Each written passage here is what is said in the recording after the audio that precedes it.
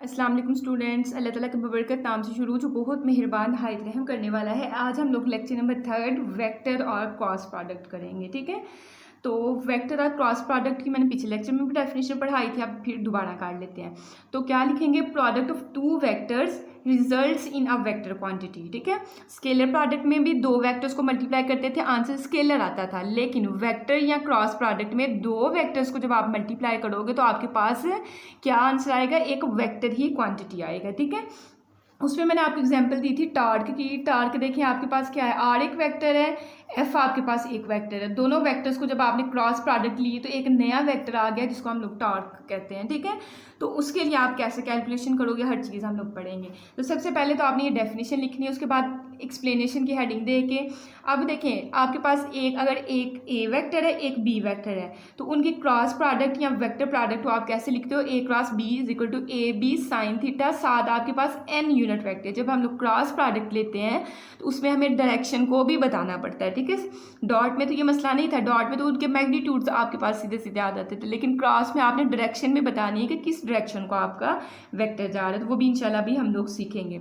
कहता है कि वेयर जो आपके पास ये एन है ये यूनिट वेक्टर है और ये यूनिट वेक्टर जो होगा perpendicular to the plane containing A and B. इस लाइन का क्या मतलब है? देखिए मेरे पास एक ए वेक्टर है एक बी वेक्टर है। अब वहाँ एन आपके पास क्या होगा? एन आपके पास होगा एक यूनिट वेक्टर जो कि ए और बी, अगर आपके पास ए ये बी ये, इसके आपने परपेंडिकुलर बिल्कुल 90 डिग्री पे आपने एन यूनिट वेक्टर लेना है। ठीक है, तो वही बता रहा है कि perpendicular to the plane containing A and B. ये नीचे एक प्लेन है, जैसे बुक का ये बुक एक प्लेन ही है, इस पर आप वेक्टर ड्रा कर लो तो इसके परपेंडिकुलर आपके पास एक यूनिट वेक्टर आएगा। ठीक है, उसकी डायरेक्शन जरूरी नहीं यही होगी। अब एन यूनिट वेक्टर की आप डायरेक्शन कैसे बताओगे? तो उसके लिए मैंने देखिए कुछ थोड़ा सा काम किया हुआ है। मेरे पास ये ए वेक्टर है ये बी वेक्टर है। ठीक है, एंगल पे डिपेंड करता है। ठीक है, एंगल मेरा थीटा जो है ये आपके एंटी क्लॉकवाइज, देखिए मैंने डायरेक्शन को शो किया हुआ है ना, ये इस तरफ को जा रहा है। ठीक है, इस तरफ का एंगल हमारा जा रहा है, तो इसकी डायरेक्शन एन यूनिट वेक्टर का आपको कैसे पता चलेगा? तो आपने पेज को इस तरह होल्ड किया, आपका जिस वेक्टर ये देखे ना यहाँ से एंगल उस साइड को जा रहा है तो आपने इस एंगल पे अपना ये हैंड रखना है, बिल्कुल उसके ऊपर रख लेना है। ठीक है, अब बिल्कुल उसके ऊपर रखना है और अपनी ये जो फिंगर्स हैं इनको आपने कर्ल करना है इस तरफ को। ठीक है, जब कर्ल करोगे तो अंगूठा आपका बिल्कुल स्ट्रेट आ रहा है। ठीक है, मतलब इस पेज से जो है इस साइड को आ रहा है। अब पेज पे जो है आप इस तरह शो करना थोड़ा मुश्किल होता है, तो उसके लिए आपने किस तरह करना है? आपने अपवर्ड जो है वो डायरेक्शन शो करनी है। ठीक है, ये मैं थोड़ी सी स्ट्रेट ही बनाई है, आपने बिल्कुल स्ट्रेट अपवर्ड जो है वो डायरेक्शन शो करनी है, जैसे कि आपकी बुक पे बनी हुई है। देखें बुक पे आपके पास ए वेक्टर है, ए पे आपने बिल्कुल हाथ ऐसे रख के फिंगर्स को कर्ल करना है और आपका थंब जो है वो स्ट्रेट आना है। तो ये आपके पास, इसको हम लोग क्या करेंगे? अपवर्ड डायरेक्शन को शो करते हैं एंटी क्लॉकवाइज के लिए। ठीक है, इसके मुकाबले में अगर मैं आपको क्लॉकवाइज कहूँ वही हम लोग सेम केस लेते हैं। मेरे पास ए वेक्टर है बी वेक्टर, अब एंगल जो है ए से बी की तरफ नहीं बन रहा, बी से ए की तरफ बन रहा है, तो फिर आप कैसे करोगे? अब इसको भी मैं पेज थोड़ा फोल्ड करके फिर आपको बताती हूँ। मैंने कहा ये फिंगर्स जो हैं आपने जिस वेक्टर से, जैसे ये देखें ये वाला वेक्टर था, इससे हम उस साइड पर ले गए थे, अब बी से इस साइड पर आना है, तो फिर आपने अपना अंगूठा जो है वो इस पर रख के और फिंगर्स इसके ऊपर लेके आनी है। ठीक है, अंगूठा जब रखेंगे फिंगर्स को आप कर्ल करेंगे तो अब ये आपकी फिंगर जो है थंब जो है उसने इंडिकेशन करनी है डायरेक्शन किस तरफ को है, तो वो पेज के अंदर की तरफ को जा रही है, तो उसको आप जाहिर है पेज के अंदर तो नहीं शो कर सकते, तो उसको आप डाउनवर्ड शो करोगे। ठीक है, तो ये दो डिफरेंस है आपके पास। तो दोनों से रिजल्ट देखिए, यहाँ से आपके पास अपवर्ड डायरेक्शन और बी क्रॉस ए करते हो, पहले ए क्रॉस बी था ऊपर, अब बी क्रॉस ए है, तो उससे डायरेक्शन आपकी क्या हो गई है? डायरेक्शन में चेंजिंग आ गई है। ठीक है, तो बच्चों जब डायरेक्शन में चेंजिंग आ जाएगी तो आप लोग ये तो नहीं कह सकते ए क्रॉस बी से जो आंसर आया और बी क्रॉस ए, जाहिर है ए क्रॉस बी से आना है ए बी साइन थीटा, साथ डायरेक्शन की जगह आप प्लस का साइन लगा दोगे, लेकिन जब बी क्रॉस ए करोगे तो डायरेक्शन आपकी उलट हो गई है, तो इस एन यूनिट वेक्टर की जगह आप माइनस का साइन लगा दोगे, बाकी तो सारा सेम रहेगा, प्लस माइनस का फर्क आना है। तो आप ये नहीं कह सकते कि ए क्रॉस बी बराबर है बी क्रॉस ए के।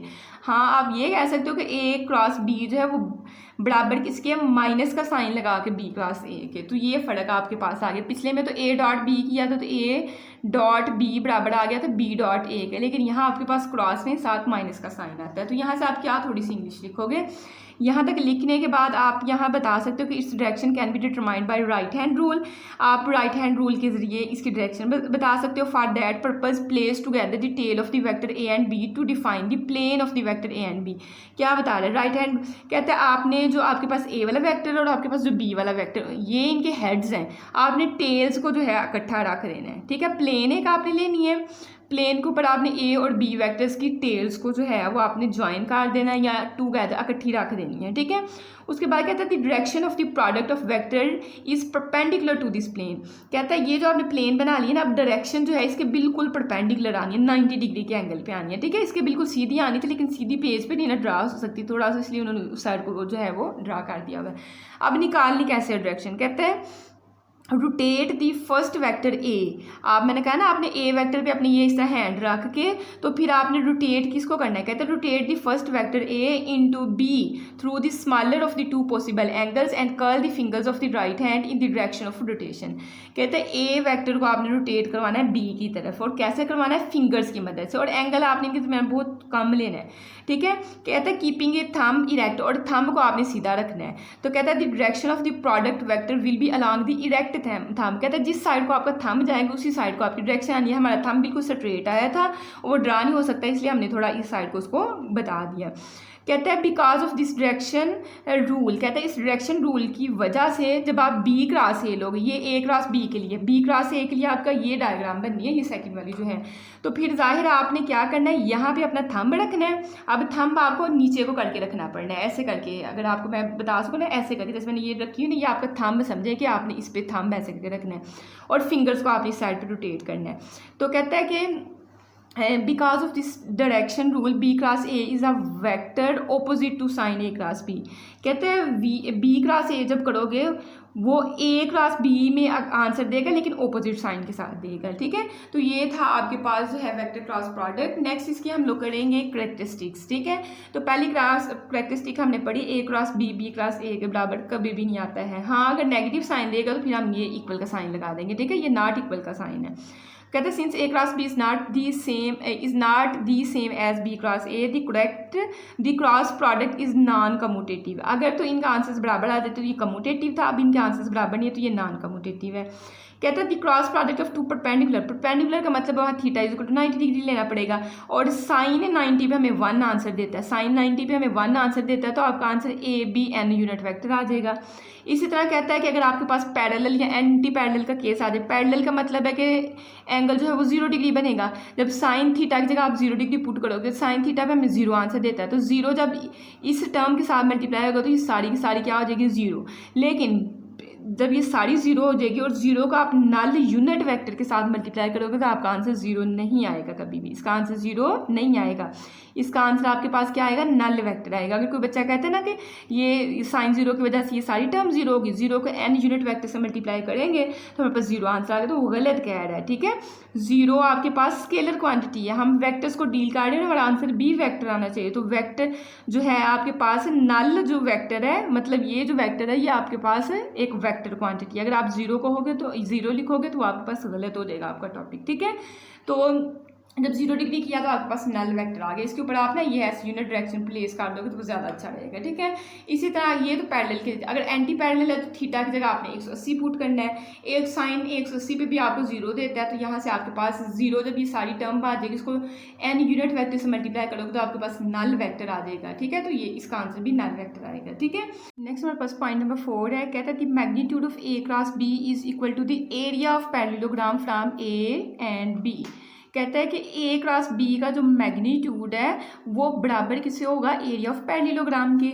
मैग्नीट्यूड तो हमें अभी पढ़ा है कि ए क्रॉस बी का मैग्नीट्यूड होता है ए बी साइन थीटा, तो क्या एरिया ऑफ पैरेललोग्राम से भी आपका वही आंसर आ रहा है। तो आपने कैसे चेक करना है, ये बच्चों मेरे पास एक पैरेललोग्राम है, ठीक है। यहाँ मेरे पास एक वेक्टर है जिसका नाम मैंने ए रखा है इसका, और इस वेक्टर का मैंने नाम बी रख दिया हुआ है, ठीक है। अब बी के आपने कंपोनेंट्स बनाने हैं, तो जाहिर है थीटा के सामने तो हमेशा साइन वाला आपका कंपोनेंट बन रहा है, तो यहाँ बी साइन थीटा आपके पास आएगा, और यहाँ आपका बी कॉस थीटा आएगा। लेकिन यहाँ लिखने का कोई फायदा नहीं क्योंकि क्रॉस प्रोडक्ट में हमने साइन वाला कंपोनेंट यूज़ करना होता है, ठीक है। अब हम देखते हैं एरियाज का निकालते हैं। तो एरिया के लिए तो हमारे पास फार्मूला होता है लेंथ मल्टीप्लाई विड्थ, और क्रॉस प्रोडक्ट है तो अगर इसको खोल लेंगे तो एल डब्ल्यू साइन थीटा आपके पास आएगा, और साथ यूनिट वेक्टर भी आपका आ जाएगा, वो डायरेक्शन बता देगा आपको। अब लेंथ क्या है और विड्थ क्या है आपके पास, देखें लेंथ आपके पास यहाँ क्या यूज़ हो रही है ए, क्योंकि हमने साइन थीटा वाला कंपोनेंट यूज़ करना है, वो हमारे पास विड्थ में आएगा, तो यहाँ आपके पास बी और साथ क्या आ जाएगा साइन थीटा आपके पास आ जाएगा। तो एरिया जो है पैरेललोग्राम का वो हमें किस चीज़ के बारे में किसके इक्वल होता है, वो आपके पास ए क्रॉस बी जब करते हो तो उसको भी तो खोलते हो तो आपके पास आता है A B sine of theta वहाँ से आता है, मतलब मैग्नीट्यूड ए क्रॉस बी से पहले आपके पास मैग्नीट्यूड और साथ वो डायरेक्शन का बता रहा होता है।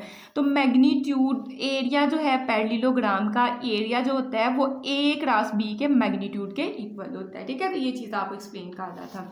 तो देखें क्या उसने कहा है, कहते हैं the magnitude of A cross B का जो मैग्नीट्यूड है is equal to the area of parallelogram, जो कि बराबर होगा पैरेललोग्राम के एरिया के फॉर्म जो बन रहा है from A and B, A और बी से जो बन रहा है, ठीक है, as two adjacent sides. Adjacent sides मतलब क्या है, ये देखिए ये मेरे पास एक वेक्टर था तो और इसी से दूसरा आपका वेक्टर, मैं एडजेसेंट मतलब एक ही पॉइंट से जो दोनों निकल रहे हों या पास पास हो उनको हम लोग बोलते हैं ये एडजेसेंट्स है। फिर आपको एग्जांपल्स दे रहा है, पहले आपको दे रहा है, कहता है when a force F is applied on a rigid body, एक सख्त बॉडी पे जब एक फोर्स लगाई जाती है एट अ पॉइंट, किसी भी पॉइंट पे, उसके किसी भी पॉइंट पे whose position vector is R, और उसका पोजीशन वेक्टर जो है आपके पास आर हो, from any point on the axis, मतलब देखिए आपके पास एक पत्थर टाइप एक सख्त चीज़ है तो उस पर आपने फोर्स लगाई है, फोर्स, और उसका कोई ना कोई पोजीशन वेक्टर होगा किस पोजीशन पे आप उसको लगा रहे हैं, ठीक है। कहते हैं कि position vector R from any point on the axis which the body rotates, जिसकी वजह से आप किसी देखिए पत्थर के आप किसी पॉइंट कोई एक ऐसा पॉइंट होगा उसका एक पोजीशन ऐसा उसकी एक पोजीशन एक ऐसी होगी जिस पे आप अगर फोर्स लगाएंगे तो वो रोटेट करना शुरू कर देगा। तो जब रोटेट चीज़ करती है तो उसमें क्या पैदा हो जाता है, टॉर्क पैदा हो जाता है। कहते हैं then the turning effect of the force called the torque tau is given by the vector product of R cross F. सीधी सीधी बात वो कर रहा है कि आपके पास आप किसी बॉडी पे अगर फोर्स लगाते हैं और वो रोटेट करना शुरू कर जाती है तो उसमें टॉर्क प्रोड्यूस हो जाता है, टॉर्क जो होता है वो आर क्रॉस एफ के बराबर होता है। इसी तरह आपको एक और एग्जांपल, ये हमने जो है फील्ड वाले चैप्टर में 10th क्लास में तीसरा शायद चैप्टर था उसमें हमने किया था कि the force F on a particle of charge q and velocity v in a magnetic field strength b is given by the vector product v cross b। बता रहे हैं कि दो वेक्टर्स को अगर मल्टीप्लाई करोगे तो आपके पास एक फील्ड फोर्स आएगी, उसको हम लोग f के साथ डिनोट करते हैं।